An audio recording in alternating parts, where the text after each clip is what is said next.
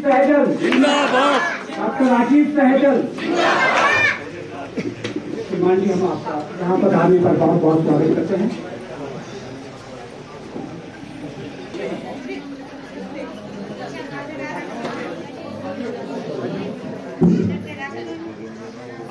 समस्त ग्रामवासियों को डॉक्टर साहब के आशीर्वाद।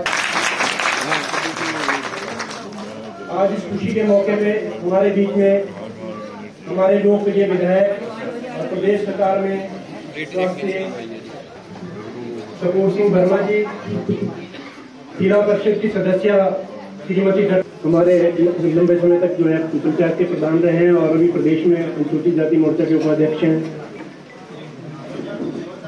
कोटिना पंचायत समय का सरकार की अनेकों योजनाएं जिससे लोगों को बहुत लाभ हुआ है। हमारे जैसे परमाणु में जब हमारी प्रदेश सरकार बनी, लास्ट जो हमारा ये 12 में जो 17 में जो हमारी सरकार बनी थी, तो जो टोल टैक्स लगता था वहाँ पे सबसे पहले सरकार का निर्णय था कि जो हमारे यहाँ के क्षेत्र हमारे को नजदीक पड़ता है, यहाँ के लोगों को उसका फायदा है।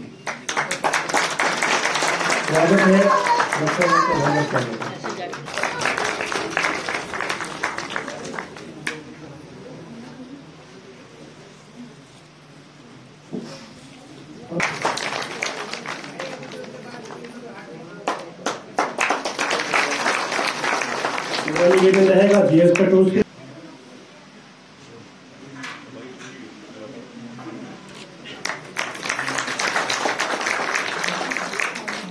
मेरा स्वागत है और मैं आपका स्वागत है। मेरा निवेदन रहेगा हमारी जिला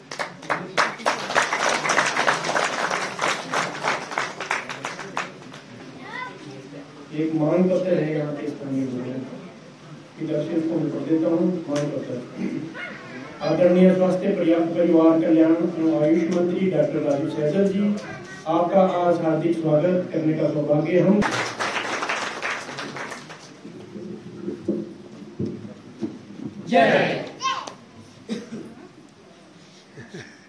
आज इस कार्यक्रम में हमारे साथ में उपस्थित हमारे मंडल के सम्मानीय अध्यक्ष श्री कपूर सिंह वर्मा जी, पार्टी के वरिष्ठ नेता जे बोर्ड के सम्मानीय सदस्य श्री राजकुमार सिंगला जी,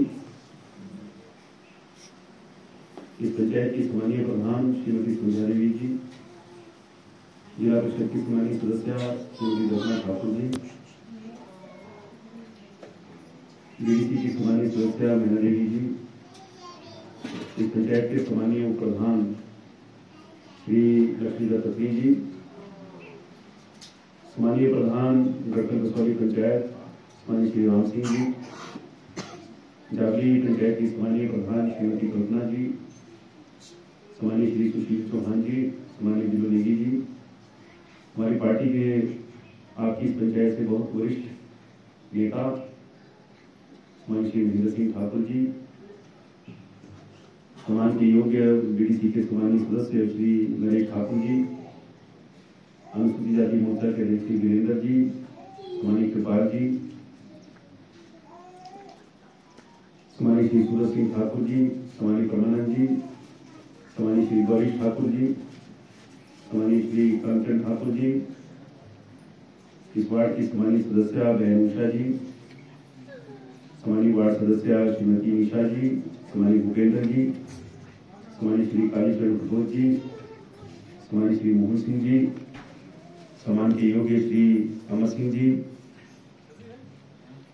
सम्मान के योग्य श्री संतराम जी काशिप, सम्मानीय श्री सोवाराम काशिप जी, सम्मानीय श्री यशपाल काशिप जी, सम्मानीय भाई चरण यादव जी, सम्मानीय जयप्रकाश जी, सम्मानीय सीएमओ डॉक्टर उपल जी, सम्मानीय बीएमओ डॉक्टर कविता जी और यहाँ उपस्थित सभी सम्मानीय महानुभाव, मेरे बुजुर्ग, मेरी माताएं, बहनें, युवा साथियों और छोटे छोटे बच्चे भी आज इस कार्यक्रम में, हालांकि सभी है तो बच्चे भी आए हुए हैं इस कार्यक्रम में। तो बच्चे इस कार्यक्रम में आए तो समझो कि कार्यक्रम सफल है, क्योंकि बच्चे साक्षात भगवान का रूप है, कृष्ण कन्हैया का रूप है। देवी का रूप को तू बैठी कन्या इस में शांत भाव से बैठी हूँ। आज के इस कार्यक्रम की मैं अपनी ओर से आपको बहुत बहुत बधाई देना चाहता हूँ। आज एक नई शुरुआत हुई है यहाँ पर। वैसे नई शुरुआत तो आपकी ये पंचायत जावली पंचायत से कट करके, क्योंकि जावली पंचायत का जो एरिया था वो बहुत बड़ा था, विस्तृत था, इसलिए हमारी सरकार ने ये फैसला किया कि पंचायत स्तर पर कामों का जो निष्पादन है वो ठीक ढंग से हो और फंड डिस्ट्रीब्यूशन भी जो है उसमें भी, क्योंकि पंचायत जो बनती है नई, तो फिर मुझे लगता है कि फंड्स भी फिर उसी अनुपात में प्रदेश से जारी होते हैं। डिस्ट्रीब्यूशन ऑफ फंड्स जो है, जो प्रत्येक पंचायत के हिस्से में जो फंड आता है, पहले एक पंचायत के लिहाज से आता था, 2 पंचायतों के लिहाज से क्योंकि सेपरेट फंड आएगा। जो नए वार्ड बने हैं आपकी इस पंचायत के अंदर, उन वार्ड में डेवलपमेंट के लिए अब पैसा जो है वो ज्यादा खर्च हो। अगर ये पंचायत जावली पंचायत का ही हिस्सा होती तो शायद फिर विकास के लिए हमको कहीं ना कहीं जो है फंड के नाते हमारे को भी समझौता करना होता। इसलिए मैं नई पंचायत के गठन की भी आपको बधाई देता हूँ। अपने सम्माननीय मुख्यमंत्री ठाकुर जयराम जी का भी मैं धन्यवाद करना चाहता हूँ कि उन्होंने हमारे चुनाव क्षेत्र में 6 नई पंचायतें जो हमने उनसे मांग की थी, 6 नई पंचायतों का सृजन हुआ। तो 6 नई पंचायतें बनना ये कोई साधारण बात नहीं है। अब हम ठाकुर जयराम जी को अपनी बात इस करके समझा पाए, उनका 5वां टर्म है ये एज एमएलए, और पूर्व में वो पंचायती राज मंत्री भी रहे। ये विभाग उनके पास रहा है, और जब ये विभाग उनके पास था तो मुझे ठीक से याद है कि उन्होंने पूरे प्रदेश का दौरा किया, जगह जगह जाकर के क्या समस्याएं हैं और किस प्रकार से पंचायत, जो कि बहुत महत्वपूर्ण इकाई है हमारी इस लोकतांत्रिक व्यवस्था में, तो पंचायतें और पंचायत के जो चुने हुए प्रतिनिधि हैं वो अपने काम का जो उनसे अपेक्षाएं हैं वो उसका निर्वहन ठीक प्रकार से कर पाए, इसके लिए नई पंचायतों का सृजन जो है वो हिमाचल प्रदेश में हुआ। आपकी नई पंचायत बनी उसके लिए भी आपको बधाई। और आज इस नई पंचायत में जो विभाग आपके आशीर्वाद से मेरे पास है, तो हम तो उनके आगे फिर हम फिर खड़े हो गए। उसने बोला भी अब क्या बात हो गई, तो हमने उनको कहा मैंने कहा नई पंचायत का सृजन हो गया, अब हम जो है एक नए स्वास्थ्य केंद्र यहाँ पर इस पंचायत में खोलने के भी पात्र बन गए। तो हमने सम्मानित मुख्यमंत्री जी के आगे बात रखी कि हमें इस पंचायत के हेतु जो है वो नया एक स्वास्थ्य केंद्र जो है मिलना चाहिए। वो मांग भी स्वीकृत हुई। आज ये स्वास्थ्य केंद्र आपका कार्य करना शुरू कर देगा आज से, इसकी मैं आपको बधाई देता हूँ। 2-3 महीने के बाद अभी जितने पद रिक्त हैं स्वास्थ्य कर्मियों के, जो हमारे फीमेल हेल्थ वर्कर, 2-3 महीने के अंदर ये सारे पद जितने स्टेट के अंदर जितने पद वेकेंट हैं सब के सब पद भर लिए जाएंगे। और मैं आश्वस्त हूं कि 2 या 3 महीने के बाद आपको एक फुल टाइम, जिसकी ड्यूटी सिर्फ यही होगी, इसी स्वास्थ्य केंद्र में होगी, रोज रोज वो आपकी सेवा करेंगी यहाँ रह करके, तो ये व्यवस्था जो है 2-3 महीने के बाद आपके यहाँ पर जो है स्वास्थ्य केंद्र में हो जाएगी। अभी मुझे मालूम नहीं है कि भूमि का चयन जो है यहाँ स्वास्थ्य केंद्र की नया भवन जो बनना है, ये 2 स्टोरी बिल्डिंग जो है, एक मॉडल जो है इसका स्वास्थ्य केंद्र भवन जो हमारे बनते हैं, ये 2 मंजिला भवन है। तो ये भवन यहाँ पर जो है वो बनेगा, उसके लिए शायद भूमि भी आप देख रहे होंगे, देखी है तो अच्छा है, नहीं देखी है तो देख लें। और भूमि विभाग के नाम करवाने की प्रक्रिया जो है आप जल्दी संपन्न कर दें। जैसे ही, वैसे तो मैं कोशिश ये कर रहा हूं कि जितने भी हमारे नए स्वास्थ्य उपकेंद्र हमारे निर्वाचन क्षेत्र में जो स्वीकृत हुए हैं, आज मैं सेक्रेटरी हेल्थ से बात करने वाला हूं कि 50-50 लाख रुपए की राशि का प्रावधान बिल्डिंग के लिए जो है हमारी स्वास्थ्य केंद्र की तरफ है। तो आपके लिए कोई बात नहीं।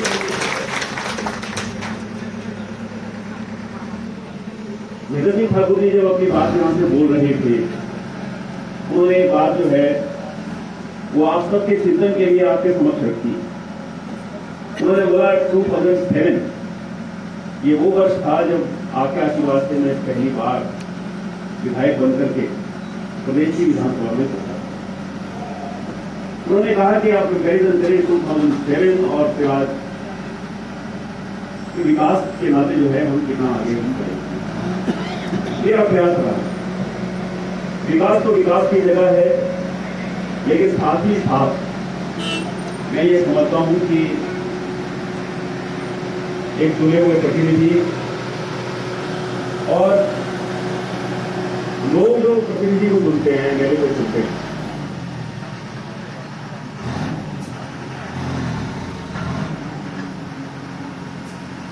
उनके बीच में एक संबंध होता है, एक रिलेशन होता है। और ये रिलेशन जो है जैसे हमारे पारिवारिक संबंध होते हैं, परिवार में हमारे संबंध होते हैं, ये संबंध भी वैसा ही होता है। विकास करवाना चुने हुए प्रतिनिधि का एक दायित्व है, लेकिन अपने क्षेत्र के लोगों के साथ जुड़ना, मन से जुड़ना, उनके दुख सुख में उनके साथ खड़े होना, उनके प्रति सम्मान की भावना होना, ये भी दायित्व है। और ये दायित्व मैं समझता हूं ये जो विकास का दायित्व है उससे भी बड़ा दायित्व, क्योंकि बड़ी उम्मीद अपेक्षा के साथ जो है लोग अपने प्रतिनिधि को चुनते हैं और उनसे उनकी सबसे बड़ी अपेक्षा यही होती है कि ये हमारा सम्मान करे, मान करे, इज्जत करे। मैं ये समझता हूं कि हम अपने ये दोनों प्रकार के जो दायित्व है, एक तो व्यक्तिगत अपेक्षा है मेरे से लोगों की, इस पर भी हम खरे उतरे और विकास की दृष्टि से भी हमने अपने निर्वाचन क्षेत्र के विकास को हमने आगे बढ़ाया। अभी सामान्य मुख्यमंत्री जी का जो आखिरी प्रवास हमारा सुबाथू में सामान्य मुख्यमंत्री जी आए, तो वो एक बात कह रहे थे, हालांकि वो आजादी के अमृत महोत्सव के उपलक्ष्य में उनका कार्यक्रम था और उन्होंने तय किया था कि मैं कोई घोषणा कहीं भी किसी निर्वाचन क्षेत्र में किसी विकास के काम की नहीं करूंगा। लेकिन जैसे वो उतरे तो जैसे हम उनको सुबाथू कैंट उनके मेस में जो है वहां उन्होंने उनका चाय का कार्यक्रम रखा था, तो हम वहां गए तो मैं एक लिस्ट निकालने लगा, तो उन्होंने बोला ये लिस्ट अपनी जेब के अंदर रखो। मेरे मुख्यमंत्री जी अब चुनाव आने वाले हैं, हम भी अपना कार्यकाल पूरा कर रहे हैं, कसौली निर्वाचन क्षेत्र के लोगों ने बहुत आशीर्वाद हमें दिया है, बस मेरी 3 आखिरी मांगे हैं वो आप पूरी कर दो। तो उन्होंने एक शब्द मेरे को कहा कि आपके निर्वाचन क्षेत्र को जितना हमने दिया है शायद किसी निर्वाचन क्षेत्र को नहीं दिया। और उन्होंने उल्लेख किया कि 150 करोड़ रुपए की तो आपकी एक ही से आपकी पेयजल की योजना जो है प्रदेश की सबसे बड़ी योजना वो हमने आपके निर्वाचन क्षेत्र को दी। आपका सिविल सब डिवीजन जो है हमने आपको बना करके दिया है, जो आजादी से लेकर के आज तक आपको प्राप्त नहीं था। एसडीएम जो है रणवीर ठाकुर जी काम कर रहे हैं, अच्छा काम कर रहे हैं। तो फिर मैंने निर्णय किया उनके आगे, मैंने कहा ये आखिरी लिस्ट है मेरी, इसके बाद मैं कोई लिस्ट आपको नहीं दूंगा। और जब वो आखिरी लिस्ट हमने उनको दी तो उस दिन भी हमारे सुबाथू जो हमारा पीएससी है उसको सीएससी की घोषणा करके वो गए, एक नई सब तहसील सुबाथू की घोषणा करके गए और गोस्वामी गणेश दत्त सनातन धर्म कॉलेज जो है उसका सरकारीकरण करने के आज वो कैबिनेट में लग रहा है। मैं वर्मा जी से निवेदन कर रहा था, मैंने कहा मेरे को जल्दी फ्री कर दो। आज हमारे कैबिनेट में जो है वो एक करोड़ स्कूल को जो है मिडिल स्कूल से हाई करना और दूसरा हमारा जो है गोस्वामी गणेश दत्त सनातन धर्म महाविद्यालय का सरकारीकरण करना, उसको गवर्नमेंट कॉलेज बनाना। आज ये 2 एजेंडा हमारे जो है ये लगे। और हाई स्कूल वहां हुआ कोटी का जो है आपकी इस पंचायत के अंदर तो 2 स्कूल जो है मिडिल से हाई हुए, प्रचार भी हुआ और कोटी भी हुआ। तो इन सब कामों की मैं आपको बधाई देता हूं। बाकी तो हम निर्णय जो है वो आपके ऊपर छोड़ते हैं। बात करूं तो देखिए बहुत काम हुए हैं। कई बार होता है आदमी योजना का जो है काम भी हो रहा होता है, लेकिन हमें कई बार हम ध्यान नहीं होता कि ये प्रयास जो है वो कहां से होता है। पूर्व प्रधानमंत्री जी को याद करना पड़ेगा हिमाचल की दृष्टि से। हिमाचल तो सदैव उनका ऋणी है। अगर ये प्रधानमंत्री ग्राम सड़क योजना ना होती तो आज जो हम दावा करते हैं, जो सरकारें अब बनती है हिमाचल में, हर सरकार ये दावा करती है कि हमने हर गांव को जो हमने सड़क से जोड़ दिया। अरे हर गांव को सड़क से आप तब जोड़ पाए जब प्रधानमंत्री पूर्व प्रधानमंत्री अटल बिहारी वाजपेयी जी ने प्रधानमंत्री ग्राम सड़क की कल्पना की, ग्राम सड़क योजना की कल्पना की। और इसका सबसे ज्यादा लाभ जो है वो हिमाचल प्रदेश को मिला। ये ठाकुर प्रेम कुमार धूमल जी, उनका नाम ही बढ़ गया, क्योंकि 7 से 12 और 98 से 2003 जो 2 सरकारें रही, जब वो 2 बार मुख्यमंत्री रहे, उनका एक ही फोकस था कि भाई हमने जो है उस सड़कें हमने बनानी है प्रदेश को, उनको सड़कों वाला मुख्यमंत्री जो है उस नाम से जाना गया। 7 से 12 में भी, क्योंकि हमारा जो फोकस एरिया वो भी रोड, हमने उसको प्राथमिकता, क्योंकि उस समय सड़कों की स्थिति निर्वाचन क्षेत्र में जो है वो अच्छी नहीं थी। सड़कें बनी, खूब सड़कें बनी, और उस सड़कों का हमें जो है लाभ मिला। अब जहां जहां बढ़ी तो लोगों ने बोला यार यहाँ जब हम वोट मांगने के लिए गए 12 में, लोगों ने बोला यहाँ आने की जरूरत नहीं। मैं क्या बात क्यों नाराज हो गया? कि नाराज नहीं है, वहां जाओ जहां पर ज्यादा मेहनत की जरूरत है, यहां से तो आपको बस्ते भर करके मिलेंगे। और वो बात सत्य साबित हुई। जब हमारा 17 में जब रिजल्ट निकल रहा था चुनाव उसका, 12 में जब चुनाव, जब उसकी गिनती हो रही थी वोटों की, तो एक बार जो है घोषणा हुई कि कांग्रेस के उम्मीदवार सुल्तानपुर जीते। लेकिन अभी जो है वो मतपेटियों की गिनती जो है वो समाप्त नहीं हुई थी। हमारा ये पार्लियामेंट सारी जो है वो नीचे प्राथा नैनी वाला सारा हमारा एरिया जो है रहता, और ये मशहूर हमारी पार्लियामेंट और परमाणु।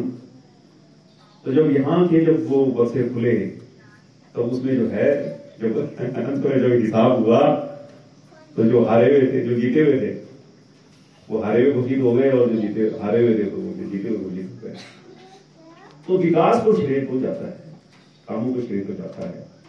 यहाँ की सड़क का भी मैं बताना चाहता हूँ आपको, बहुत बड़ा रोल जो है सड़क को बनवाने के लिए भारतीय जनता पार्टी सरकार का, चाहे वो पूर्व में धूमल जी की सरकार रही हो, और इस बार हमने भी जो काफी प्रयास आपकी सड़क के लिए किया। लेकिन थोड़ा सा विषय, अभी मैं 4 दिन पहले में दिल्ली था, और गडकरी जी के जो हमारे सेक्रेटरी हैं, जो IAS हैं, उनके साथ घुट के जी मैंने उनसे बात की, और मैंने उनको कहा, क्योंकि 1 महीने पहले हम उनके पास गए थे, उन्होंने ये कहा था कि हम जल्दी आपकी सड़क का जो है, क्योंकि नीचे कनेक्टिविटी हमारी जो है वो बंद हो गई है। और वो भी मैं जानता हूं कि किस प्रकार से जब ये 4 लेन जब हो रही थी, तो जब कनेक्टिविटी का जब इशू आया था, तभी मैंने निर्देशित किया था NHAI के अधिकारियों को कि जाकर के आप सुनिए लोगों को। तो काफी लोग नीचे आए और सुना उन्होंने, और सारी फिर हमारा कनेक्टिविटी का भी इशू जो है वो सॉल्व हुआ था। तो अभी मैं जब मेरी उनसे बात हुई, उन्होंने कहा कि देखिए अभी मौसम खराब है, और मलबा जो है इसमें बहुत ज्यादा निकलेगा। पहले तो मलबे का इशू था कि फेंके के सामने, क्योंकि बारिश वाले ऑब्जेक्शन करते थे, लेकिन अब वो बात भी हमने सुलझा ली।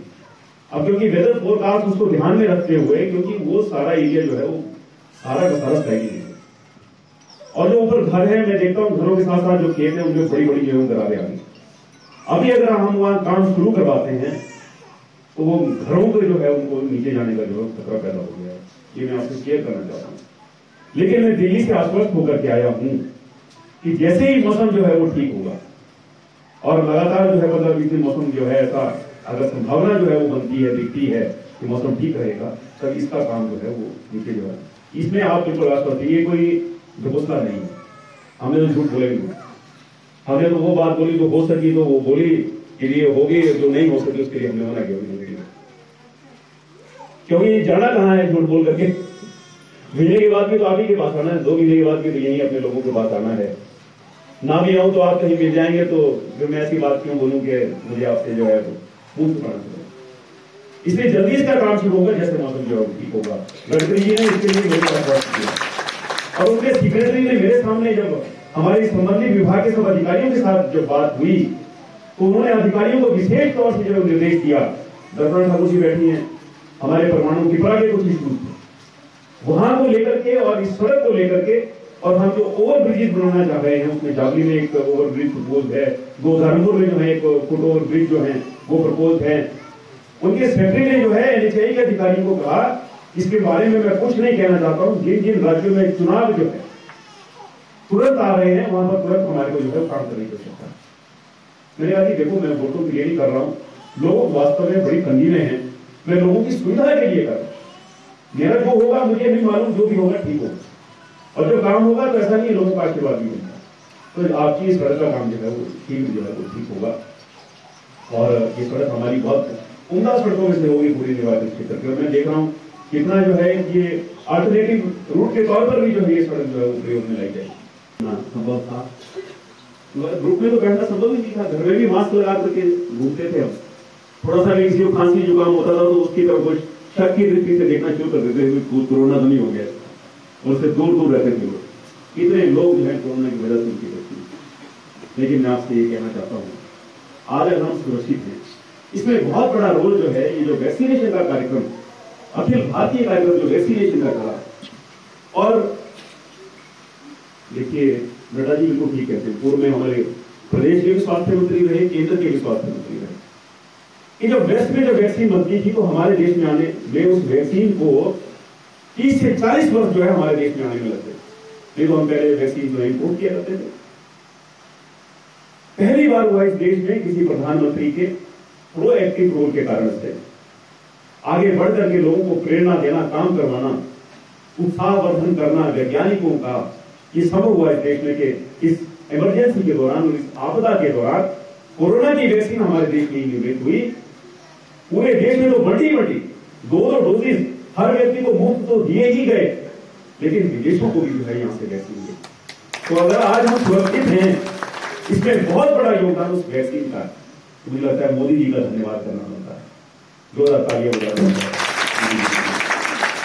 और जब उस वैक्सीनेशन के कार्यक्रम को हिमाचल में इंप्लीमेंट करने की बात आई तो हिमाचल सबसे अग्रणी, सबसे अव्वल का विभाग मेरे पास था। मुख्यमंत्री जी ने बोला यार रिशफलिंग हुई है, केंद्र से भी है, तो ये हेल्थ डिपार्टमेंट आपको देना है। मैंने मना किया था, मैं आपसे शेयर करना चाहता हूं।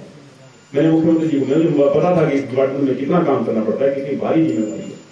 मैंने मुख्यमंत्री जी मैं ये डिपार्टमेंट नहीं दे सकता, कहीं ना कहीं फिर मेरे जो अपने लोगों के साथ जो कॉन्टैक्ट है उसमें कट लगेगा, क्योंकि ज्यादातर समय मुझे शिमला में बैठना पड़ेगा।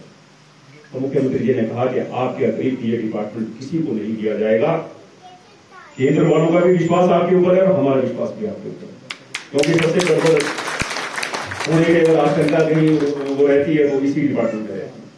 कितने घोटाले हुए हैं, 2 हेल्थ मिनिस्टर तो अंदर हैं। ये जो बड़े बड़े जो विकास के जो दावे कर रहे हैं जो पार्टी, और अपने स्वास्थ्य सेवाओं का जो उदाहरण रखते हैं आगे, दिल्ली का हेल्थ मिनिस्टर भी बिहार में बैठा हुआ है और पंजाब का हेल्थ मिनिस्टर भी जो है वो उस लाख के पीछे है, क्योंकि विभाग में बहुत सी खरीद फरोख्त है, बहुत कुछ है। लेकिन मैं आज इस बात को देखो, मैं अपने देवी देवताओं को भी धन्यवाद करता हूँ। 2.5 साल में इस डिपार्टमेंट में मिनिस्टर रहा, कोई एक पैसे की हेरा फेरी का आरोप नहीं लगा सकता। एक पैसे की तो हमारा है ही, हमने सोचा ही नहीं।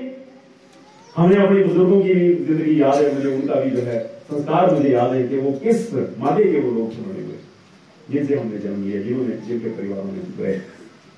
अगर मैं कुछ करूंगा तो उनको भी दाग लगेगा, उनको भी कलंक लगेगा, उनके साफ स्वच्छ और सच्चाई भरे जीवन को भी कलंक लगेगा, जो मैं कभी नहीं कर सकता। मैं मरना स्वीकार, मरना मंजूर है, लेकिन गलत काम करना जो मंजूर नहीं। ये आपका आशीर्वाद है, देवी देवताओं का आशीर्वाद है, देवी देवता स्वरूप हमारे लोगों का आशीर्वाद है, माताओं बहनों का आशीर्वाद।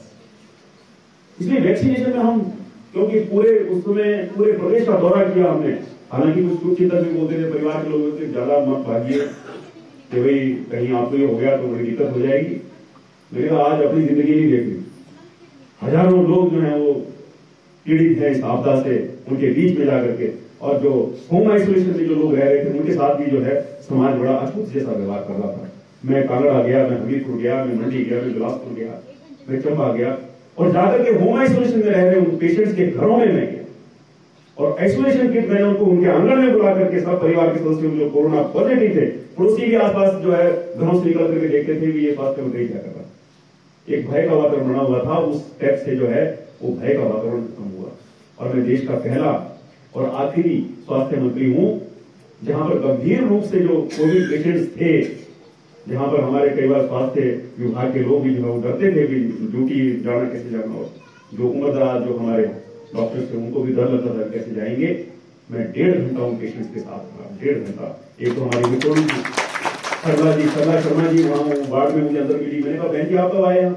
कहते बेटा मेरे को 2 दिन हो गए यहाँ तड़फ रहे अंदर लोग, वेंटिलेटर पर जो है लोग तड़फ रहे। मैं 2 घंटे उनके साथ था, अपने एमएस डॉक्टर जनक के साथ। उससे हुआ क्या, उससे ये हुआ कि स्वास्थ्य कर्मियों का मनोबल जो है बढ़ा, और लोगों में एक धारणा हो रही थी, क्योंकि अफवाहें बहुत फैलती हमारे देश में कि जो वहां तो पूछे कोई नहीं, वहां तो पीने को पानी है, वहां तो बस मरने की नहीं छोड़ दी हुआ डॉक्टरों ने। जबकि ऐसा नहीं था। हमारे डॉक्टरों ने, स्वास्थ्य कर्मियों ने, स्टाफ नर्सिस ने और इवन हमारी जो क्लास 4 की ड्यूटी वहां पर होती थी, उन्होंने बहुत सेवा जो है हमारे पेशेंट्स की।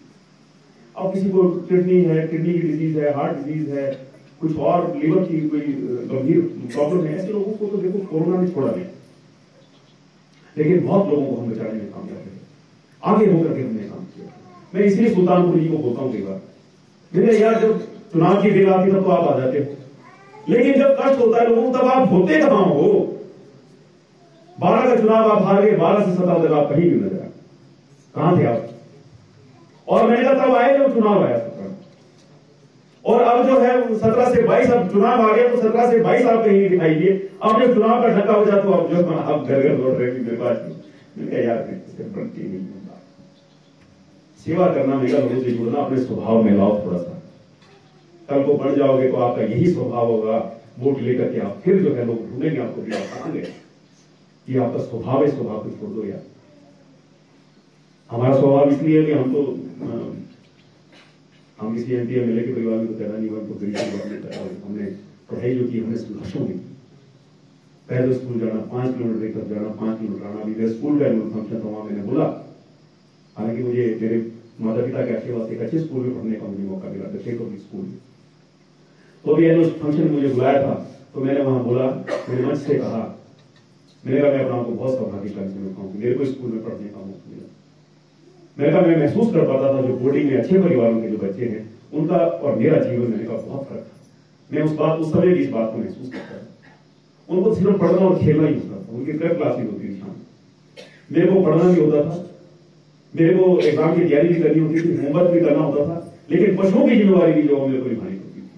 खेतों में भी मुझे काम करना पड़ता था, घास के टाइम जो घास भी हमें ढूंढना पड़ता था, जो अन्य बच्चे जो हॉस्टल में रहने वाले बच्चे हमारे स्कूल में नहीं किया करते थे। तो मैंने बात बोली, तो हमारा जीवन तो ऐसी आगे बढ़ा है। और इसलिए ध्यान में है बातें कि भाई झूठ और फेक जो है ये नहीं, सिर्फ अपना वोट छोड़ लिए और अपना जो है कि गायब हो गए, भागे गोवा, और फिर आगे जब इलेक्शन का टाइम हुआ तो वोट मांगे, वोट दे दो। नहीं, बिल्कुल नहीं। मैं तो आज भी अपने लोगों से ही कहता हूँ, अगर 1% भी कहीं मेरे अंदर कहीं दोष दिखता है तो भाई फिर हमें चुनने की आवश्यकता नहीं है। और अगर आप समझते हैं कि आदमी ठीक है तो अपना पूरा आशीर्वाद दे दो, फिर कमी आशीर्वाद में नहीं रखनी, कमी नहीं रखनी, संतोष नहीं रखना। 1800 से अधिक डॉक्टर्स हमने जो है, हमने अगस्त से पहले, इस साल अगस्त से पहले 1850 डॉक्टर्स की भर्ती करी हमने, 500, जो कि रिकॉर्ड है पूरे हिमाचल प्रदेश के। 300 डॉक्टर्स की भर्ती भी हमने करी, यानी 2000 से अधिक डॉक्टर्स हमने जो है इन 5 सालों के अंदर हमने लगाया। रिकॉर्ड है, अभी किसी भी सरकार ने इतने डॉक्टर्स नहीं भर्ती किए हुए। 700 के करीब स्पेशलिस्ट जो है वो हमने प्रदेश के अलग अलग हिस्सों के अंदर हमने भेजे। हमारा हॉस्पिटल ये जो है धर्मपुर बड़ा, इसको अपग्रेड करके हमने 50 बेडेड हॉस्पिटल, 5 मंजिला बिल्डिंग बनकर के तैयार होगी, उसका भी मैं इतना अवलोकन करा, उसका काम शुरू हो गया। जब बनकर के तैयार होगा तो लोगों को दिखाई देगा कि ये राजीव सहगल ने ये की, उसके समय में जो है ये हमने अपने काम के साथ न्याय करने का प्रयास किया है। इसलिए मैं आपसे निवेदन करूंगा आज के दिन के अवसर पर कि सबको आशीर्वाद दें, माताएं बहनें आशीर्वाद दें, हमारे बड़े बुजुर्ग आशीर्वाद दें। वैसे बहुत आशीर्वाद मिला है आपका। मैं तो घाटी के लोगों से जो है मैंने सीखा। मैं तो सच को, मैं पहली बार बना तो मेरे को तो पता ही नहीं था कि करना क्या है, मेले बन करके कैसे जो होगा। अगर आप लोग आते थे तब पूरी टीम आती थी, 25-30 लोग आते थे यहाँ से, तब मेरे को महसूस हुआ कि देखो कितने सीजन लोग हैं, कितने परिपक्व लोग हैं जिनको सब बातों की जानकारी है। तो मुझे आपने बताया कि ये काम ऐसे करो, ये काम ऐसे करो, वहां जाओ, ये करो, वो करो, तो बहुत बातें तो मैंने आपसे सीखी है। कांग्रेस की हालत बहुत खराब है। इनके 2 विधायक आई गए हमारे साथ, 2 इनके कार्यकारी अध्यक्ष हमारे साथ आ गए। आगे और भी लाइन जो है वो अभी उम्मीद करते हैं कि और भी होगा। आम आदमी पार्टी भी आ रही है, लेकिन आप परिस्थितियां देखो, पंजाब में परिस्थितियां क्या होगी। दिल्ली में जाता रहता हूं, दिल्ली के देखो दिखाना कुछ और है, प्रचार की बात कुछ और है। इतना बड़ा अपने बजट का हिस्सा वो प्रचार के ऊपर लगाते हैं, फूक रहे हैं पैसे, जगह जगह बड़े बड़े इश्तिहार, हमने स्कूल अच्छे कर दिए, हमने स्वास्थ्य संस्थान अच्छे कर दिए, लेकिन वो कुछ और है। दिल्ली की झुग्गी झोपड़ी बस्तियों में आप जाकर के देखिए, मैं आप दावा कैसे कर सकता हूं कि हमारे यहाँ के रहने वाले लोग जो हैं वहां खड़ा भी नहीं हो पाएंगे। या एक मंत्री का बेटा ही आगे जो राजनीति में आकर के, इससे अच्छे तो राजाओं के राज अच्छे, परिवारों के राज से अच्छे तो राजाओं के राज अच्छे। राजा धर्मी तो होते थे कम से कम, लेकिन ये परिवारवाद की राजनीति वाले जो है इनमें कोई धर्म नहीं है, ये मैं बोलना चाहता हूँ। खाया इन्होंने देश को, गुलामी करवाई लोगों से, बड़े बड़े बुजुर्ग भी पांव को हाथ लगाते हैं, देखा मैंने, मैं बहुत नजदीक, मैं बहुत दूर नहीं जाता, हम तो अपने नजदीक देखा है, अपने पड़ोस में देखा है। इसलिए इन सब बातों के ऊपर भी चिंतन करने की जो आवश्यकता है। देश बदलेगा जब हम सब योगदान करेंगे, हम सब उस सोच के साथ हम जब खड़े होंगे। इन्हीं शब्दों के साथ आप सबका मैं आभार व्यक्त करता हूं और आपको मैं विश्वास देता हूं कि आपके साथ मैं हमेशा मैं खड़ा रहूंगा, आपके साथ दुख में सुख में हर हालत में मैं आपके साथ खड़ा हूं, आपके सेवक की तरह मैं खड़ा हूं। बहुत बढ़िया देखो कितनी खुशी हुई देवी का आशीर्वाद मिल गया हो। तो इन्हीं शब्दों के साथ आप सबका बहुत बहुत धन्यवाद। जो बातें ठाकुर महेंद्र सिंह जी ने रखी हैं उसके बारे में मैं कहना चाहता हूं कि बहुत जल्दी एक मुद्रिका बस सेवा, आपने बस सेवा की बात की है, इसको जो है हम प्रारंभ करने वाले हैं। मुझे लगता है कि उन्होंने ये बस सेवा हो जाए। दूसरा आपने जो सड़क की बात की, मैं आपको ये निश्चय और ये विश्वास में आपको देना चाहता हूँ कि ये सड़क हमेशा से हमारे जो है वो हमारे लिए जो है हमारे लिए हमेशा से ये हमारे ध्यान में रही है कि सड़क को हमने अच्छा करना है। लेकिन कई बार मैं देखता हूँ कुछ कंस्ट्रक्शन एक्टिविटी की वजह से, कुछ काम करने वालों की वजह से जो है इसका निर्माण कार्य, लेकिन आगे कोई कसर हम इसमें नहीं छोड़ेंगे। आगे नई बनने वाली सरकार, उसमें हमारी पहली प्राथमिकता अगर कोई होगी किसी सड़क को सबसे बढ़िया बनाने की, पूरे निर्वाचन क्षेत्र में उत्तर प्रदेश में बहुत बढ़िया हो गई है। आज की सड़क को हम एक नायाब सड़क बना करके देंगे हम सबको, ये मैं आपको विश्वास दिलाना चाहता हूँ। इन्हीं शब्दों के साथ आप सबका एक आपने टीचर की भी बात की है, भर्तियां चली हुई हैं और मैं कोशिश करूंगा कि जैसे ही हमको नए अध्यापक हमको प्राप्त होंगे, हम डिप्टी डायरेक्टर एलिमेंट्री से हम ये दरख्वास्त करेंगे कि भी एक टीचर हमारे को यहाँ पर जो है वो दिया जाए। इन्हीं शब्दों के साथ मैं आपका बहुत बहुत धन्यवाद करना चाहता हूँ। इतनी सर्दी और खराब मौसम होने के बावजूद भी हमारे इस तमाम इस इलाके के, इस पंचायत के सभी सामान्य महानुभाव बुजुर्ग भी बैठे हुए हैं, नौजवान भी हैं और हमारी माताएं बहनें भी हैं और बच्चे भी हैं। आप सबका बहुत बहुत धन्यवाद कि इतने कठोर मौसम में भी आप सब लोग जो है मुझे आशीर्वाद देने के लिए यहाँ पर आए। आप सबका बहुत बहुत धन्यवाद। जय हिंद, जय हिमाचल। बोलिए भारत माता की जय, जय श्री राम, जय श्री राम।